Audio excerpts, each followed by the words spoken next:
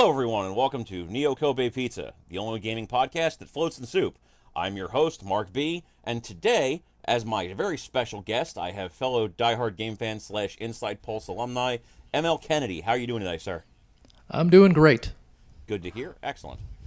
Now, you had mentioned that you are basically a whore for all the things that you're working on. So rather than waiting until the end of the podcast when everybody's already zoned out, I'm going to give you a couple of minutes at the beginning to pitch your projects so that everybody knows what you're doing, what you have available, and then we'll go from there. That's good. It's good. I'm going to be a whore right away then. So as of August 8th, I don't know when this gets posted, I have a new book out on the Kindle. It's called 100 by 100 by ML Kennedy. And it is 100 stories that are each 100 words long and exactly 100 words, according to Microsoft Word, who is an authority on this sort of thing. And it's mostly speculative fiction, sci-fi, horror, that sort of thing. And previous books are available in Kindle and paperback editions on Amazon and through Tiny Toe Press. Probably most relevant to the Inside Pulse audience would be Thanksgiving for Werewolves, which does involve an independent wrestler fighting werewolves in a Die Hard-like situation. Yeah, that's about enough, I think. Fair enough. I don't really know where we can go that's going to be more impressive than independent wrestler fighting werewolves in a Die Hard type situation, but we will make progress as best we can. Okay. So the concept that we're talking about this week, you had brought to me as one of a couple that we had discussed as potentials, and it was the one that struck me as the most interesting for the time period, which was the idea of creating a Pokemon Go sort of application based around the Ghostbusters franchise. Pokemon Ghostbusters. Yeah, I kind of thought about that too, but I was like, you know what? I don't know about that necessarily. But the idea definitely has legs. It certainly has merit. I mean, Pokemon Go has obviously exploded everywhere, even though the application itself is kind of a piece of shit. It's just captured the imagination and attention of so many different people to the point where I live in a suburb and I consistently see multiple groups of people walking around near Pokestops with their phones out like the world's shittiest Lewis and Clark possible. And the Ghostbusters film, of course, is... Well, it's kind of flopping. But yeah, well, I think the world has been ready for VR for a long time. I mean, it's been hyped along with hoverboards and flying cars since I was a kid, and I think augmented reality is the closest we're getting right now that we can actually use in a practical way. And I think having ghosts around that you can see through a phone is both an interesting idea and something that could be potentially very frightening for people who actually believe in ghosts and might think that the ghosts are actually there. I don't really know if that'd necessarily be a great selling point for the app, but all right, we can definitely start with that, if nothing else. I wanted to start off talking a bit about our experiences with Ghostbusters and with Pokemon to the extent that you or I might have them. From a Ghostbusters perspective, I don't know about you, but I saw that in the theater the week that it came out. Oh man, it came out when I was 4, so I first saw the movie on VHS. My neighbors, Marcy and Lori, brought it over. I must have been probably 5 or 6 at the time, and I more remember that they were bringing over snacks, and they were like, "Do you like Twinkies?" And I guess Twinkies are kind of tied into the whole Ghostbuster thing, but I remember watching the movie, eating the Twinkies, and being frightened of the dogs. Do you have any kind of memories of the movie at that point, or was it just kind of this is a thing that they watched, snacks, and then later on you... Well, I know I definitely enjoyed the movie. I might have actually seen the Ghostbusters cartoon before that, but the Ghostbusters cartoon based on the old TV show, with the monkey and all that stuff and the flying car, and I'm thinking, this doesn't look anything like Bill Murray. Not that my 5-year-old self knew who Bill Murray was. But yeah, no, I remember liking the movie and then watching the cartoon and having the ecto cooler and all that other stuff. I never had the toys, but definitely my neighbor across the street had all the cool Ghostbuster traps and the proton pack with the little spinny plastic thing in the front that would fall off, and those sorts of things. Right, and It's kind of weird to me, considering what the movie was and how it was presented, like how it became this big merchandising thing. Because I was around 5 when the film came out, and my mother's track record for taking me to movies has not been the greatest. I have seen some very good movies in the theater, such as Ghostbusters, Beetlejuice, Little Shop of Horrors, and also some of the dirt worst movies imaginable, like The Second Weekend at Bernie's. Oh man, I watched that on VHS. I saw We that got in the that. theater.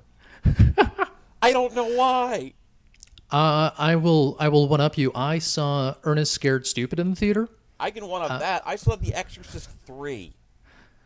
Oh man, is that the one? Does that have bugs in it? I don't remember which one that That was was. the one in the hotel. Oh, okay, okay. And of course, Yeah. I saw No Holds Barred because my mother was a wrestling fan.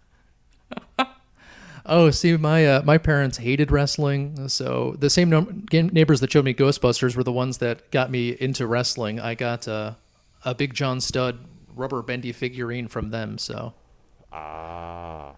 it still exists in my mom's basement, along with the Iron Sheik. I'm sure that those are worth practically nothing on eBay. Yeah, yeah, I think they're probably going to go in this garage sale I'm throwing in Buffalo next week. Oh, wow. But Ghostbusters was a thing that, for whatever reason, I ended up seeing it in the theater. I don't know why.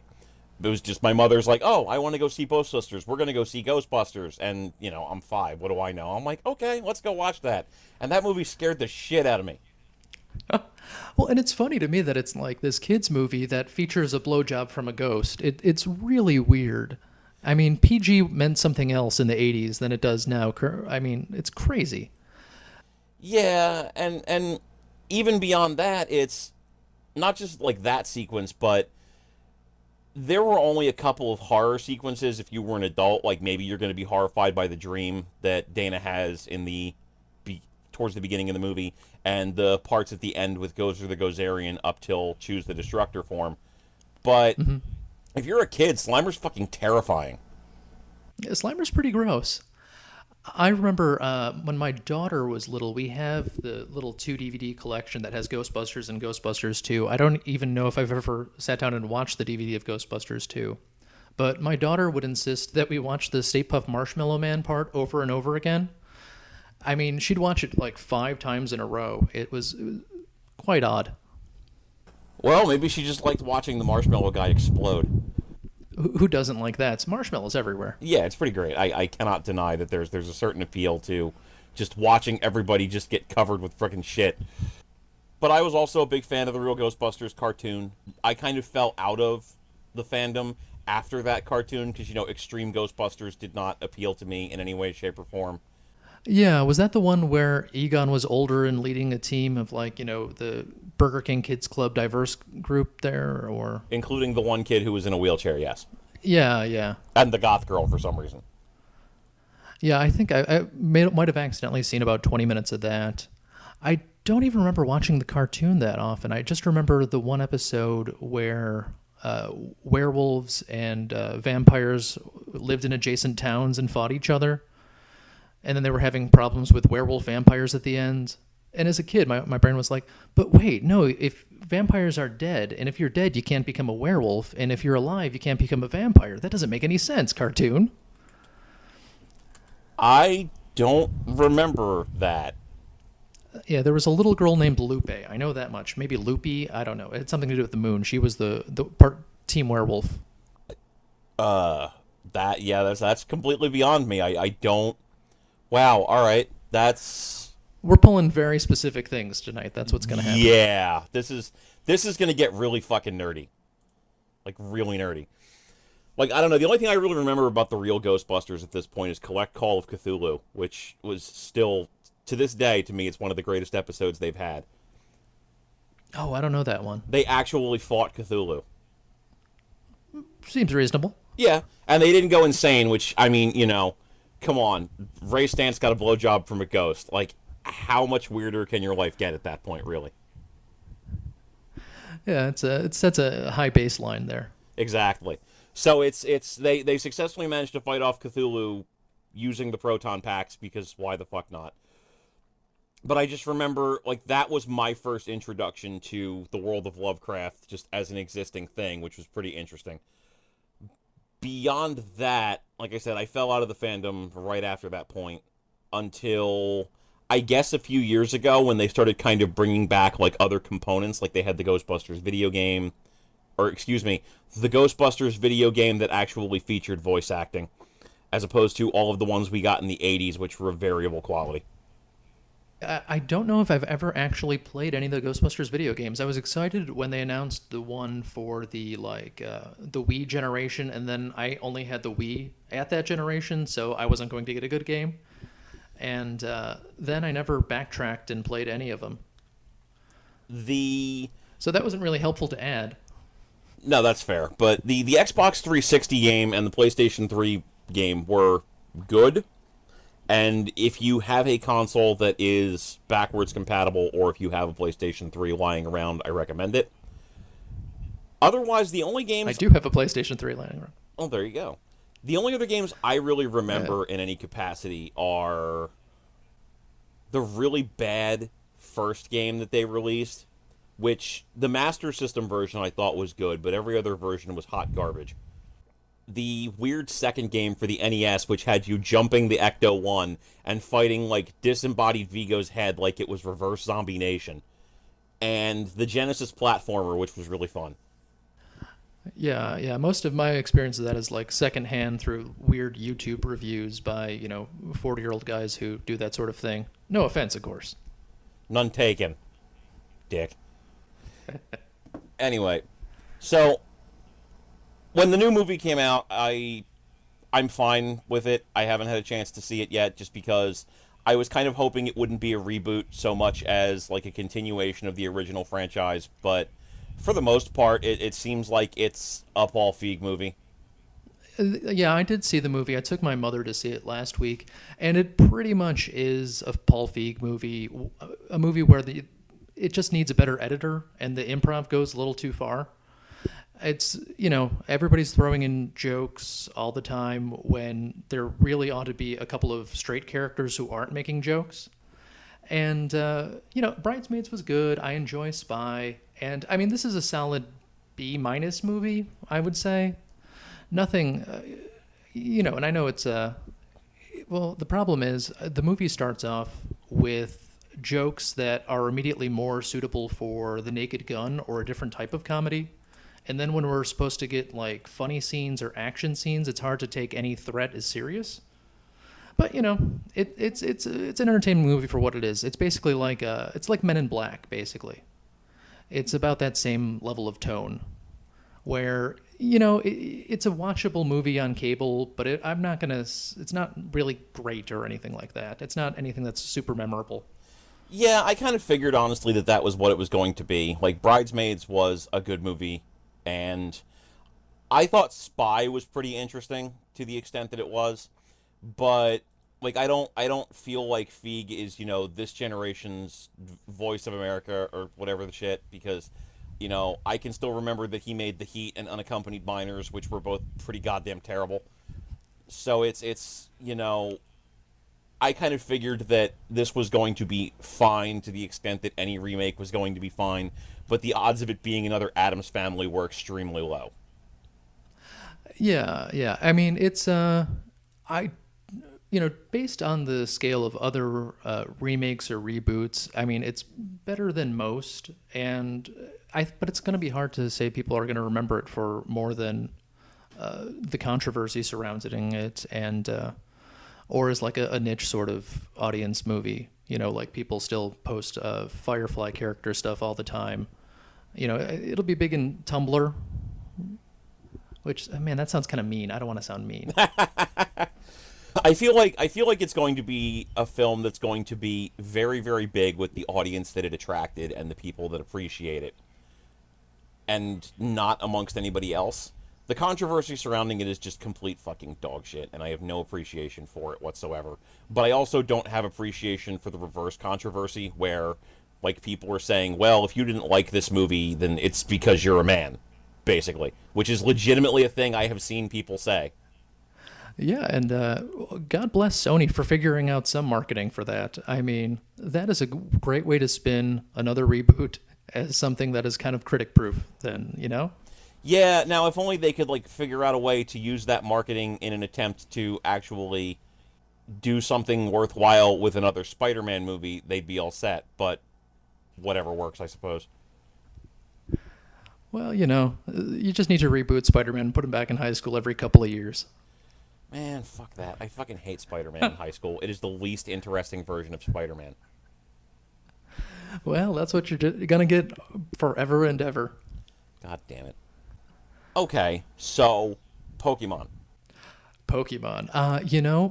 I was never a handheld guy.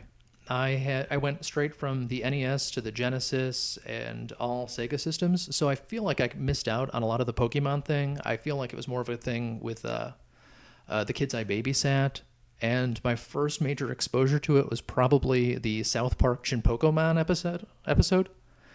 And the only reason I really remember that well is that my littler cousin found out that South Park made an episode that made fun of Pokemon, and he cried, even though he was like 10. So that is what it is. Yeah, for me, I kind of stumbled into Pokemon accidentally. I had just started into my first real part-time job at that point, working at a Best Buy, where every single piece of electronic equipment you could ever want is just immediately accessible to you to purchase.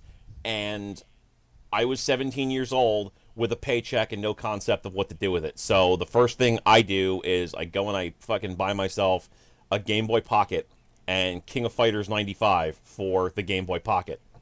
Ooh. Which is like the worst possible version of King of Fighters 95 you can get, but whatever. And then at some point, I was like, you know what? I can't play this on the bus. This is not enough to play on the bus. Let me get something that's going to actually have some real content to it. And at around the time, everybody I knew was like, Pokemon, Pokemon. I was like, all right, what the fuck is this? I bought Pokemon Blue, and I ended up just beating the dog shit out of that game on bus rides to and from my house over the course of, I don't know, a couple of months of work. Nice. See, I always felt I was just that little bit too old for it. I know, Lucard is older than me and he's like King Pokemon. But my brother-in-law is 11 years younger than me, and he had the binder with all the cards in it, and pretty much every Pokemon card you've ever seen. And I don't know, I just never really got into it. I did play, God, what was the N64 one? Pokemon Stadium? Yeah, I played all those mini games with my daughter when she was small.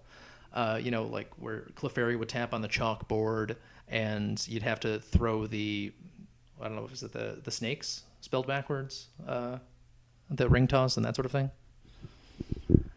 But that is pretty much the limit of my Pokemon experience. I mean, to be fair, there's no real viable way to compare yourself successfully to Mr. Lucard. I feel like his life and my life are real fucking different. Yeah, different tracks, huh? A bit.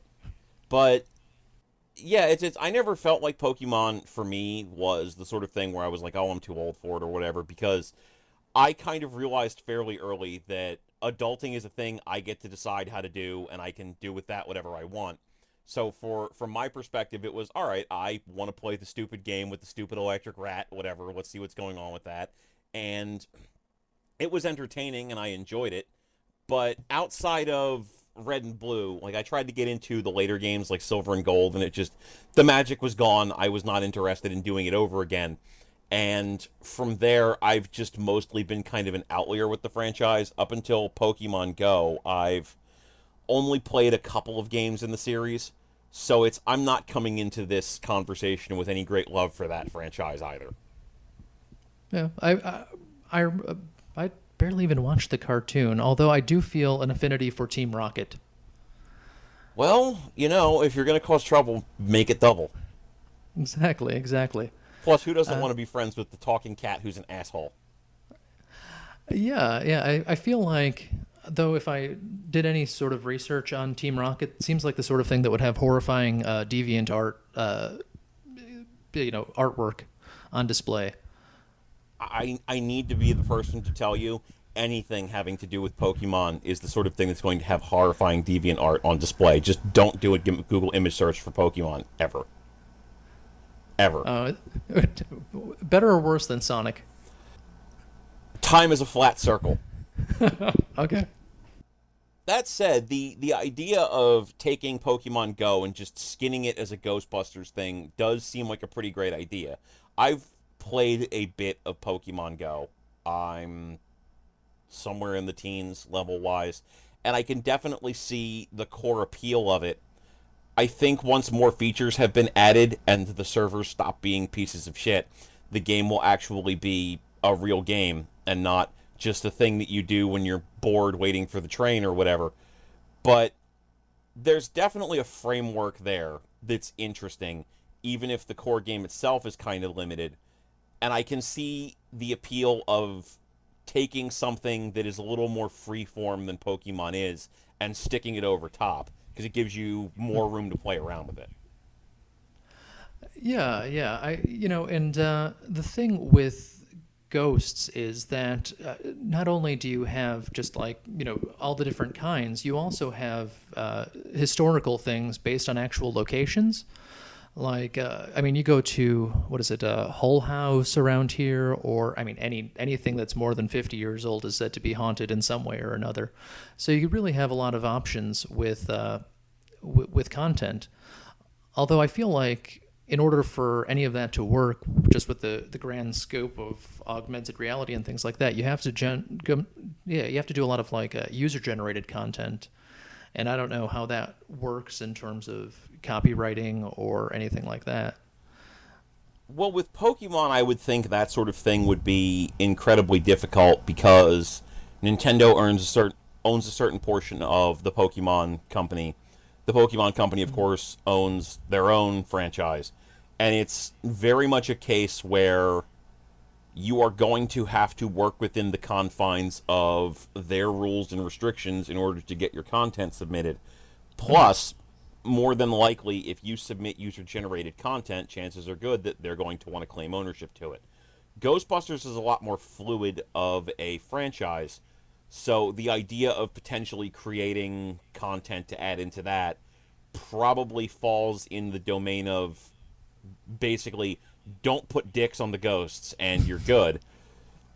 And while there's also still the possibility that they might try to claim ownership of the content that you create in terms of, new ghosts that are created, oh, well, we're going to use this or we reserve the right to use this in a later thing. At the very least, you probably have a lot more freedom to create stuff and apply it to the game world. Well, and so much already exists that's basically in the public domain, either from being historical or from being just so damned old. Like nobody's gonna own the Flying Dutchman or something like that. That's very true. And it's You could even throw Dracula in there. He's been in the public domain for 40 years now, or maybe more. true. The first thing I noticed when I was thinking about the concept was that it really wouldn't be that hard to take what has already been created for Pokemon Go by Niantic and apply it to a Ghostbusters concept. Like, for example, gyms could be firehouses. Oh yeah, yeah. You could convert most of it, honestly. Pokestops could be some kind of, I don't know, spiritual gathering point, spiritual nexus, whatever you want to do with that. Pokeballs can be ghost traps. Yeah, that one I think is the most obvious one there. And increasing your level, you just increase the power of your proton pack. Or the new film introduces all sorts of like weirdo gadgets that you could only get at level 5 or level 10, or I don't know how many levels the Pokemon Go has, but they definitely do introduce a lot new ways to punch ghosts in the new movie. I also feel like you could do things to maybe kind of cross-blend the different elements of Ghostbusters into one force. There's the obvious merchandising potential of making all of your healing items various degrees of ecto-cooler, for example, just for shits and giggles. But I feel like Pokemon teams is a place where you could start kind of crossbreeding fandoms. Like, in the Pokemon Go app, you have 3 different teams. I don't remember their names, but it's red, blue, and yellow, whatever. It's like, yeah, Inspire, Valor, Dauntless, I don't remember. Yeah, exactly. And with a Ghostbusters themed version of that app, you could very easily divide that into groups. You could have the real Ghostbusters, the Ghostbusters Extreme, and then whatever name you would want to give to the modern Ghostbusters to, Like, give them something neat nomenclature-wise. And you could have different people be associated with those different groups. So it's, do you want to show your love for the original Ghostbusters franchise? Join this team. Do you want to show your love for the modern Ghostbusters franchise? Join this team. Do you want to show your love for the Burger King Kids Club? Join this team. Whatever. Yeah, yeah. Makes sense to me. But going back to your prior point, the more interesting discussion probably does come around the idea of what's unique that could be applied to it.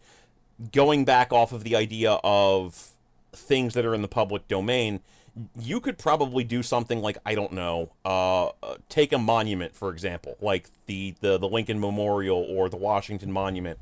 Okay, if you go to that monument, you can get Lincoln's ghost. Yeah, yeah. Or, gosh, I mean, you could even tie it in with Hamilton right now and go to the spot in New Jersey where the duels happened. You can go collect Philip Hamilton and Alexander Hamilton. I feel like that would definitely be interesting. Yeah, I mean, there's gosh, why are we trying to turn this into an educational app? But I think we could still make money with education. Yeah, I mean, Carmen Sandiego managed to exist for like a decade and a half. Yeah, yeah. And, Rockapella, they're still big. No, that's just us. I feel like you could also do a lot more with the combat, because in Pokemon, there's really only two methods of interacting with the world. Capturing Pokemon and fighting at gyms. Fighting at gyms sucks. I did it a couple of times just to test it out, and I hate it, and I actively avoid doing it at this point, because it's swipe left and right to have your Pokemon maybe dodge the attack, then swipe upward to make your Pokemon do, like, the one or two attacks that they might have. Oh, you don't even choose the attack or anything like that? No, your Pokemon only come equipped with, like, two potential attacks that they can utilize in any capacity, and it's just, like, swiping in one of the two directions will get them to do an attack of some type or another. And that's fine as an incredibly limited thing, but Ghostbusters would allow you so many more options there. You could, just use the Proton Pack as a basic idea, but how many video games have we had at this point? There's many different tools you can draw from those. And that's just the games, not counting the multiple different cartoon series that they've had, the new movie, the second movie even with its weird slime guns. There's so many different things that you can draw from and make tools with. Yeah, yeah. Now, I'm not sure. I'm trying to think now what you can do with your captured ghosts. So that's the other downside. The downside, though, or the advantage that Pokemon has, is that once you've captured the Pokemon, you have things to do with them. If you capture the ghosts, I'm not sure if you want to have the ghosts fight. Then it just becomes a Pokemon clone. But otherwise, they're just kind of there. Well, I feel like you could actually make those work together. In the world of capturing Pokemon, all you're doing is seeing the Pokemon in front of you, throwing the Pokeball at it, hoping that you bean the little fucker in the head, capturing it, hoping it stays captured, moving on with your day. In battles, it's Pokemon versus Pokemon, and all you do is direct the Pokemon's inputs. With combat, you could still have the ghost fight, but maybe have it work off of an AI type situation where it dictates certain mechanics, and then you can routinely throughout the battle use Ghostbuster weapons in order to influence battle. Yeah, I mean, I think you can have a lot of fun with that. Although I think if people give strange looks to the Pokemon Go people, I think it's going to look even stranger when somebody's shaking their phone and pretending to have laser shooting out of it. Well, I mean, you could hypothetically just have a little item listing on the right hand side of the screen or whatever, and then you just push and then I don't know, swipe to do one thing with the Proton Pack, and then switch over to the fists and swipe to do whatever with the Ecto Fists or whatever the shit. I want people shaking their phones in weird ways at gas stations. That's actually what I want to see. So you're the kind of person that looked at Aiden Pierce being an asshole in Watch Dogs and said, yes, this is a great idea. I want to see this happening. I want to see him running up in other people's personal space, just being a dick. Yes, all the time. Jesus Christ. And oddly enough, that game is set in Chicago, so at least it all makes sense. It all comes together. Oh my god. I feel like you could also do a lot more with captures there. Now that I think about it, though, like you could make it into a full mini game, like shaking the phone, doing whatever, instead of just throw the ball, hope the fucker stays in there. You could make it more skill based instead of random number generation based. Yeah, yeah, and I feel like you can actually, I feel like movement actually would come in pretty handy where, or even teamwork. If you have multiple people to shoot the proton packs at the ghosts in order to catch the ghosts. That could be interesting. You could, I mean, you know what? You could do like events, like maybe I don't know. Cthulhu is rising up out of the ocean. You and your friends have to go stop it, or Gozer has attacked the city and has summoned the Destructor form. You and your friends have to fight the Stay Puft Marshmallow Man, and you could do stuff with that where it's like multiple person events in different parts of every city, municipality, whatever, where you and everybody have to work together. yeah, yeah, and I think you get a sense of like real-time multiplayer that a lot of cell phone games don't offer. Yeah, it's the community that people have with Pokemon Go is still very limited. It's just everybody hanging out at the same Pokestop that a lore has been applied to, bullshitting and talking about whatever. Maybe multiple people from a specific team go take on a gym or whatever, and that's fine. I think that there's some definite novelty to that, but imagine like 20 different people in an area all fighting against Gozer the Gozerian. It applies it to a different level where even if you're all on different teams, you can still all work together for some type of quote-unquote common good and participate in these battles as friends, even if you're not in the same group or whatever. Yeah, yeah, or even a smaller scale, like even you and your three best friends go out and tackle a mid-level ghost or something like that. There'd just be some that you can't get by yourself unless you are up to level, I don't even know, the theoretical level 30, let's say. That's not a bad idea. I also think, going back to your point from before, there's a lot of open source information that you could use combined with everything that's been generated for the Ghostbusters over the past 3 decades at this point. So you could have things like the Stay Puft Marshmallow Man, Gozer, Vigo, monsters from the games, monsters from the movie. Monsters from the the pen and paper role playing games. And you could also reference things like Aleister Crowley, Rasputin, Cthulhu, anything that people are a little bit disagreeable with that isn't Hitler. Yeah, well, I mean, I think the ghost of Hitler is a selling point, man. Of course, he's still alive in Brazil, as we all know, but I mean, he's gonna die eventually. We can just pretend for the purposes of this exercise. You know what? Hitler's dead. Now you gotta fight his ghost, and it's I don't know. I feel like that'd be a bit uncomfortable. well, I don't know if which of this is what's national news about the Pokemon Go, but there's always stories of this, that, or the other. But the local Holocaust Museum had to stop people from playing Pokemon Go. So it's Wow. yeah, I don't know who whips out their cell phone at all in the Holocaust Museum, but it is not smiled upon. I guess you really needed that fucking Sandshrew.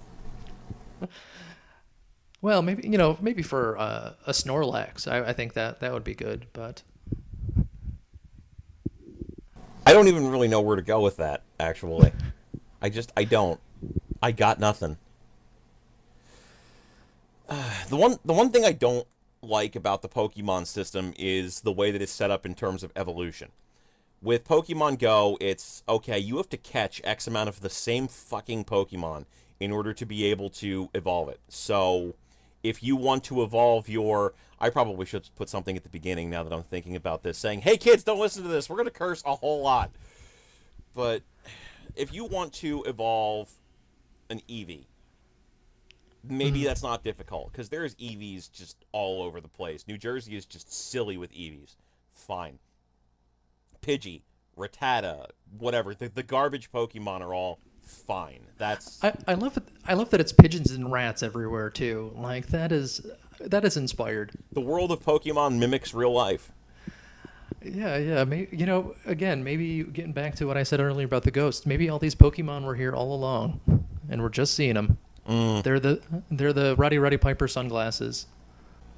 Going back to the previous point, I don't like the idea of having to catch the same Pokemon over and over again, because if you want to evolve your Charmander, fuck you, that's just not going to happen unless God has smiled upon you in some form or fashion.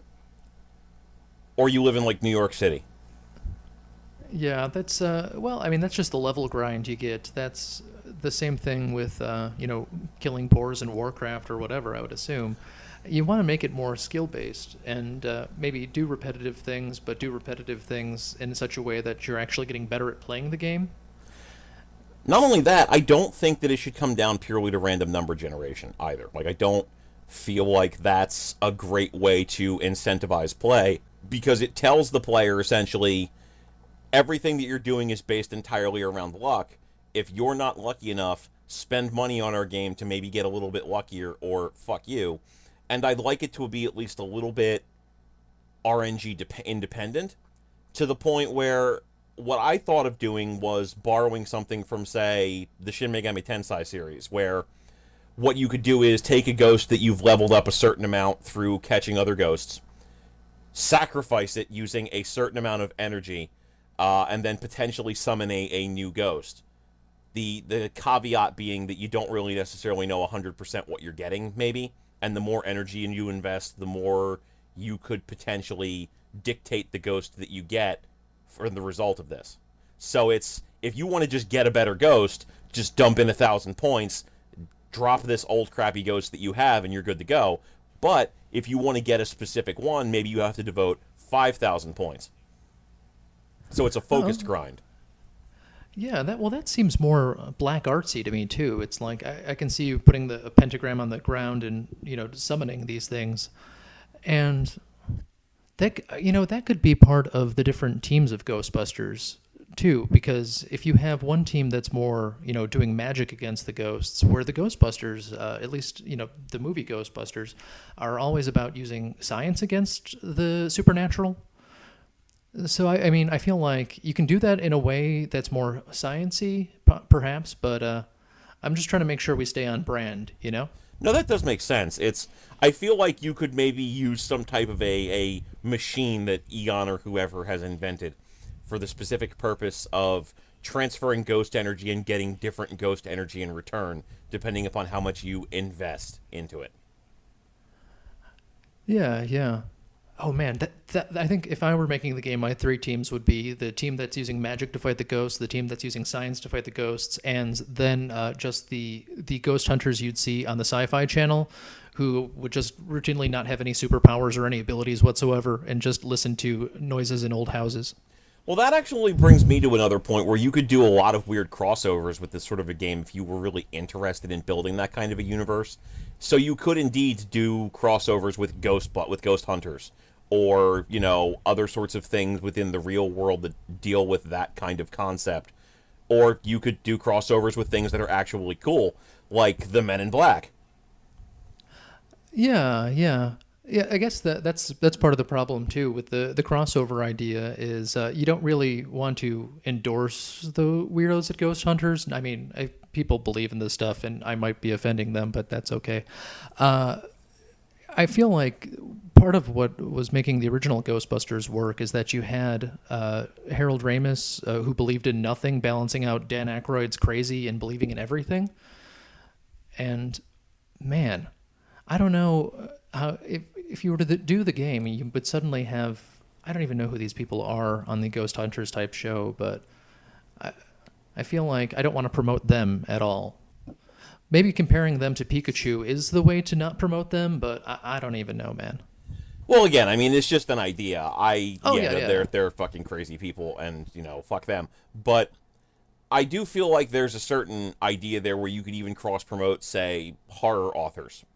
So, for example, special guest month featuring monsters like ghosts created by M.L. Kennedy or Stephen King or R.L. Stine or whoever. And you could start borrowing from things in the world that are known but not necessarily notable to get some ideas across, like the SCP series or stuff from White Wolf or whatever.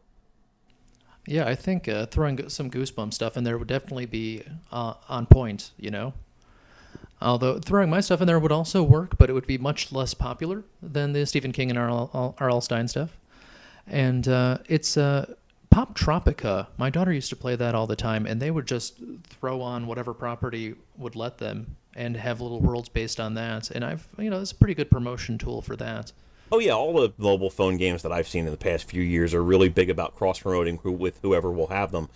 Brave Frontier is promoted with everything ranging from Hatsune Miku to Demo to the King of Fighters franchise and beyond. So I feel like the things that you would cross promote with would have to have a certain amount of association that makes sense. But I mean, if you want to get nuts with it, I don't give a shit. Give me a Ghost Kyo Kusanagi, whatever. Yeah, yeah, and I mean, heck, if Waze keeps on promoting Kentucky Fried Chicken, it makes as much sense as anything else. Who? Waze is an app that shows you the fastest route to drive anywhere. It's really useful in Chicago, where I'm trying. My daughter goes to a school that's 16 miles away, which is not a lot in a small town. But when you're on the south side of Chicago, trying to get to the north side of Chicago, it might take you an hour and 15 minutes. So there's an app called Waze that everybody who's on the app is feeding GPS information into an algorithm, and it'll show you which way to take, which roads to avoid, and that sort of thing. And No, I have never heard of that. oh, it's super useful. And they have voices, and they cross-promote using the voices. So the Kentucky Fried Chicken kernel pops up every once in a while. I had C-3PO's voice. That was promoting The Force Awakens. They discontinued it right afterwards. And Arnold Schwarzenegger was giving directions for a while, too. Turn right. I can't do an Arnold Schwarzenegger impression. I'm sorry. No, that's totally fine. But no, I had never heard of that. I just use the standard GPS because I mostly live in a suburban area. Most of the cities that are in New Jersey are places I would not want to go, if at all possible. So I predominantly spend most of my time driving around either suburban neighborhoods or industrial parks. But that would definitely be useful if I have to go out to Minnesota for, I don't know, Sean's second wedding or whatever. Oh, yeah, no. And I'm not saying that Sean's going to get divorced. I'm just saying maybe they'll legalize polygamy. I love you, Sean. Seriously, but Yeah, it is not very useful. I used it in my hometown, which has 3,000 people, so it was not very useful around there. But definitely, if you're trying to get around, especially unfamiliar territory, it'll tell you which roads are closed and where traffic's at a standstill. that's not a bad idea. No.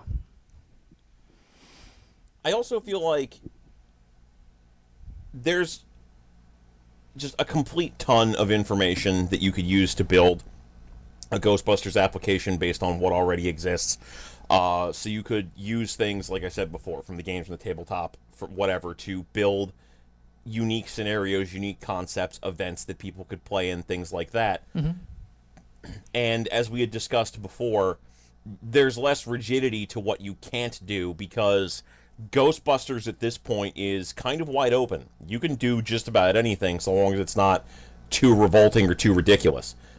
The only thing that I'm kind of hung up on is the idea of, okay, Pokemon has typing for its combat mechanics. So you have 30, 40 different types that dictate how your Pokemon respond in different situations.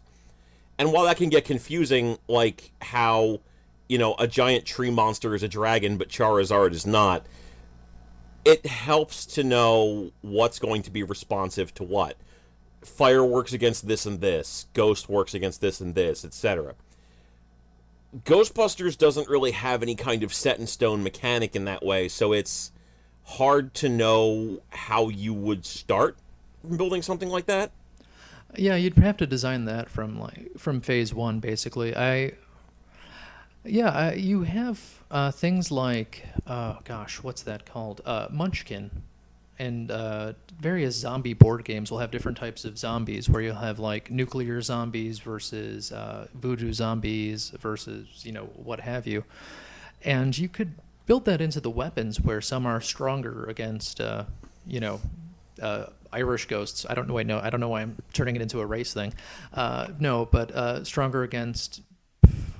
I don't know. How would you do it? By how the ghosts appear? Like, something more like the Librarian is definitely different than something like Slimer. Or would you do it based on how they died, which would seem not in the PG-13, PG spirit of things. You don't want to get too morbid about it. It's tricky. It's definitely something that would require a couple of nights of thought. Well, I mean, the most obvious way that you could do it is to utilize the concept of Tobin's Spirit Guide, which is a thing that a couple of different groups of people have written in various capacities to varying degrees of effect. So maybe you could use the tabletop role-playing games version of Tobin's Spirit Guide, which classifies things within the confines of how you would fight them in the RPG. Or maybe you could use one of the other published Tobin Spirit Guides. It's really up to you based on what you're trying to get out of the game as a concept, but I do feel like there's at least the idea of here's how you know what your different types are with that. But it's I don't know. It's such an inconsistent thing even now.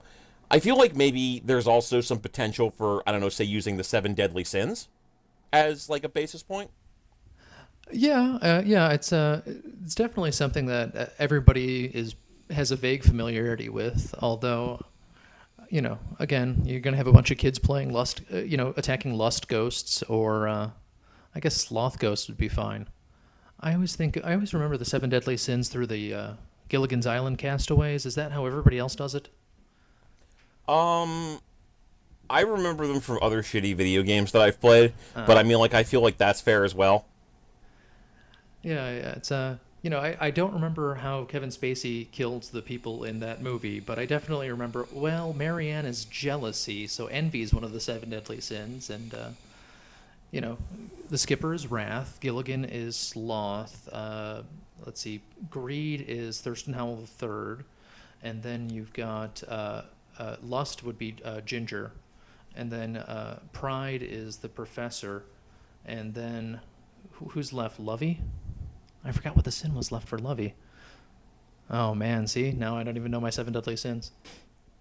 I feel like maybe you could use, like, naturalistic elements, or, like, Asian elements, things of that nature, as a method of dictating ghosts, not, like, as a thing to confess your sins for. But, like, I don't know, like, maybe you could have, like, different ghosts also like, different ghost statistics also based on, origin point. Mm-hmm.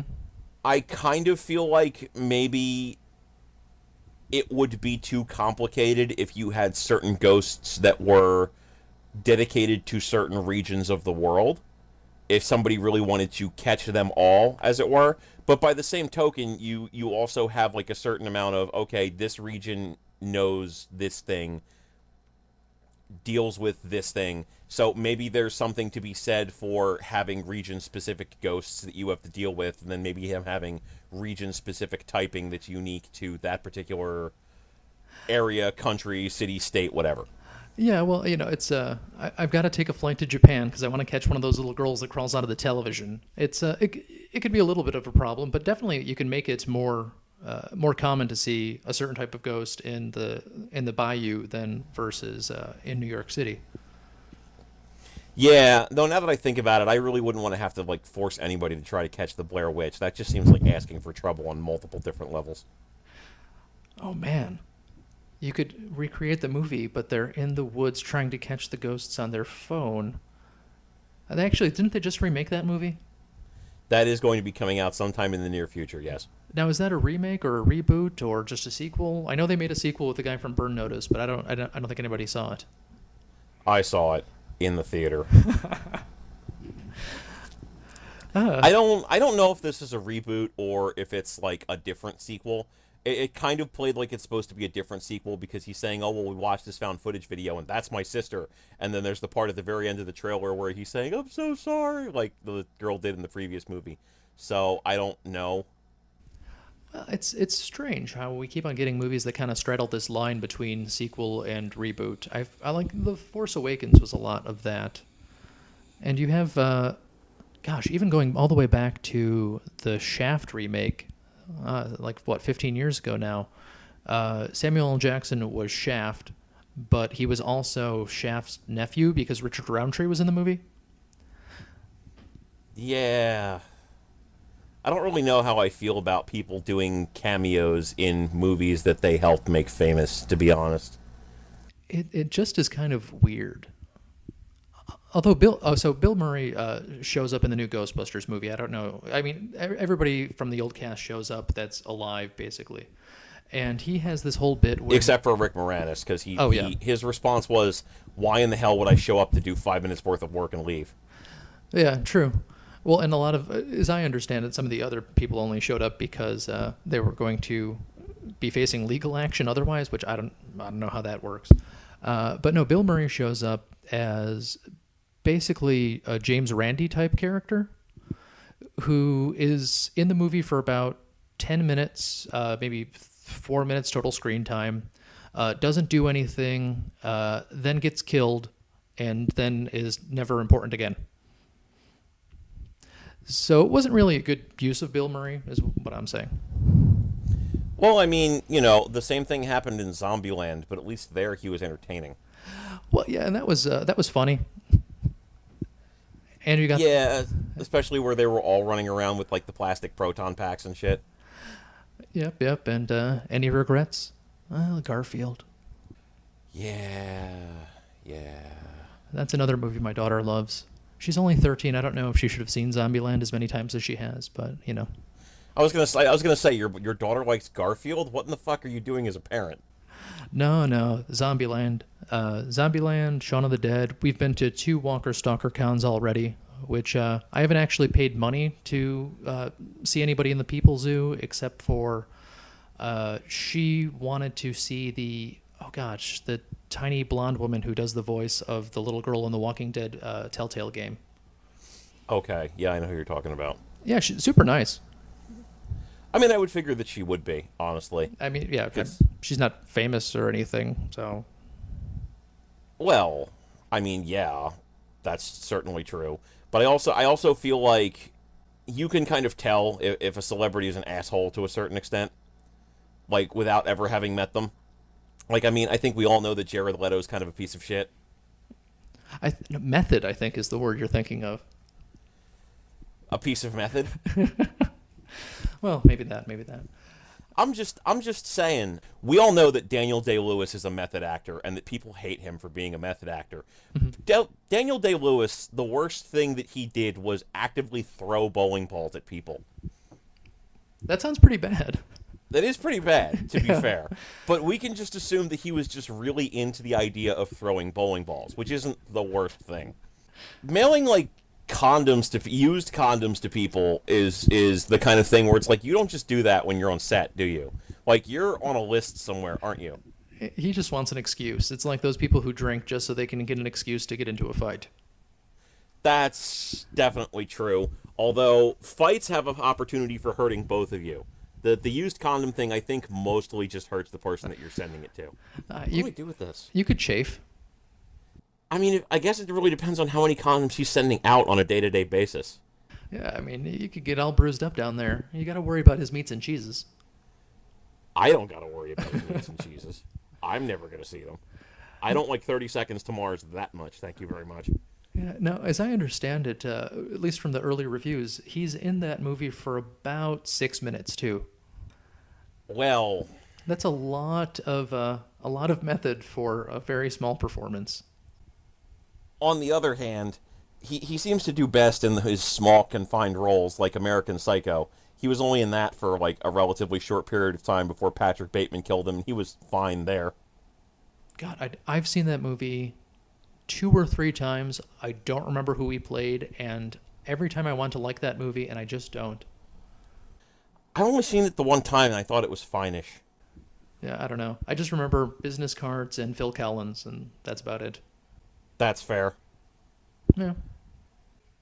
To bring it back onto something remotely approaching a topic, the idea of the Ghostbusters cameos, though, does kind of make me wonder if they could do something with cameos there in the game. And I don't want to go in the obvious and horrifying direction of Harold Ramis as a catchable ghost.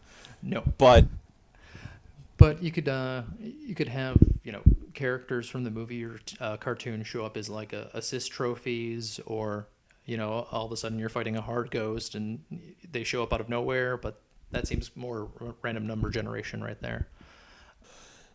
Yeah, like you could have them as power-ups. Like the assist trophy idea isn't bad, but like maybe just a power-up you can kick on, so like maybe some kind of a special move where I don't know. Peter Venkman like seduces the ghost or gets slimed by the ghost to like give you a reprieve from its actions, or Ray Stantz like throws out some like techno babble that gives you like an attack bonus or Yeah, whatever. or you can buy weapons from Egon or from Kate McKinnon's character Holtzman, I think it is, and man, we got a lot of options.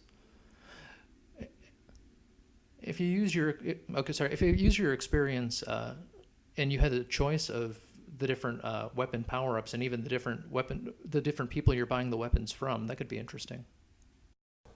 I also feel like there's a way where you could get cash rather than experience points.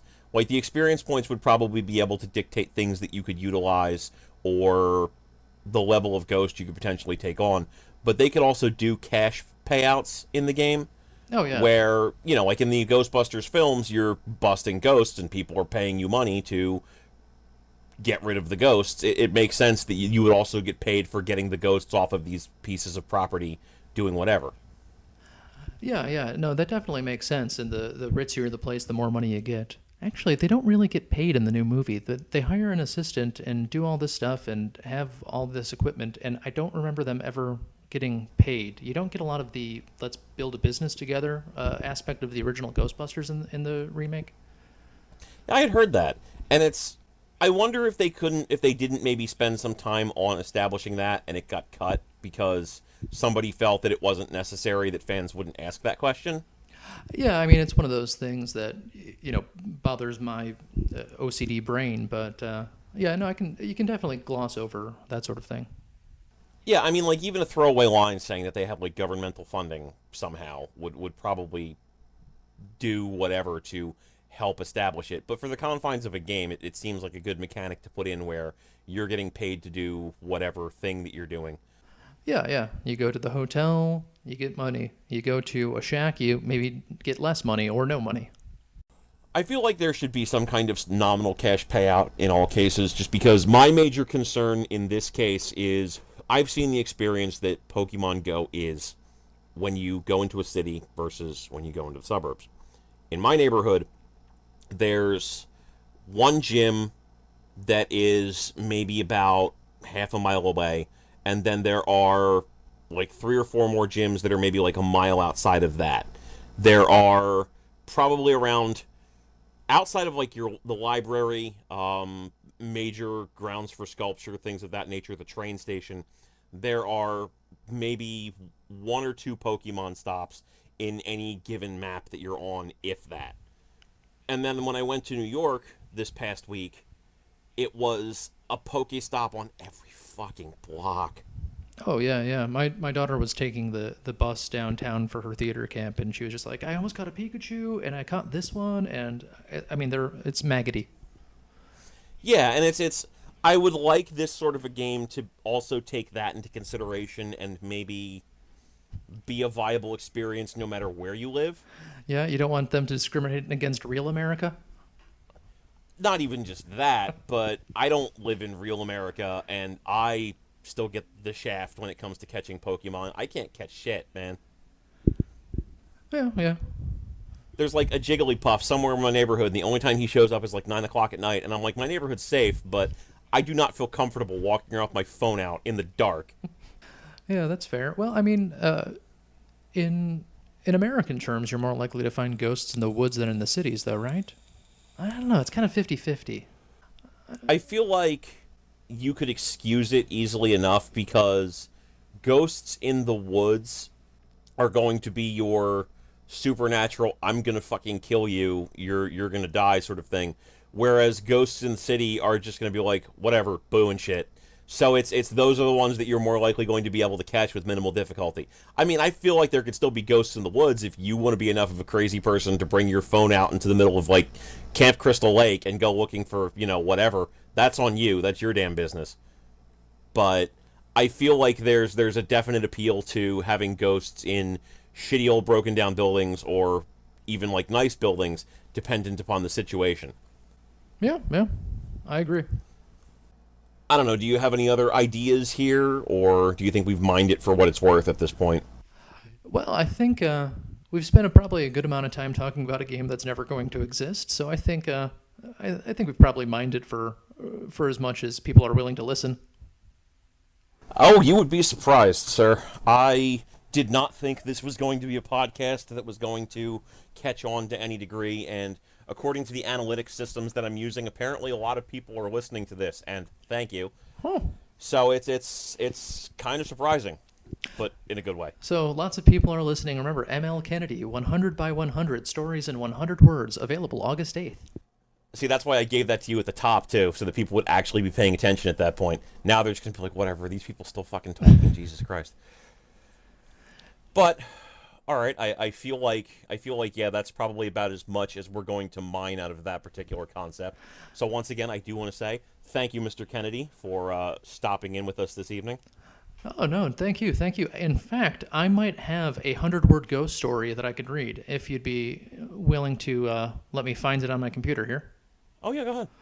Let's see. This one is available in the new book and was actually in the old book, so I'm cheating, recycling this story.